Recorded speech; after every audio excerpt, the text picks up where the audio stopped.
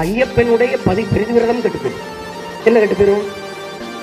டேய், நீ எங்க பெண்களை அவமதிக்கிறியா, ஐயப்பனை அவமதிக்கிறியாடா? ஐயப்பனுடைய பதிவிரதம் கெட்டு போயிரும்னா நீ அவ்வளவுதான் ஐயப்பனை மதிப்பிடுறியா? கேட்டா பக்தர்கள் மனது கெட்டு போயிடும். அவன் என்னடா பக்தன்? அவன் என்ன பக்தன்?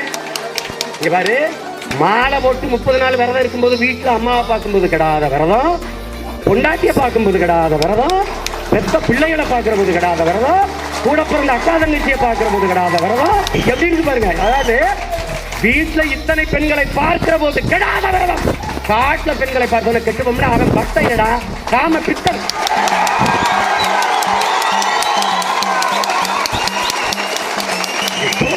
இவங்களை ஒழிக்காம எப்படி நாடு நல்ல நாடு படைப்ப?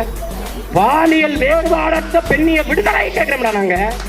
கோயிலுக்குள்ள என் குல பெண்கள் வருவதாலே புனிதம் கெட்டு போய் விடும் என்றால் அது கோயில இல்லடா, குட்டி சொல்ற.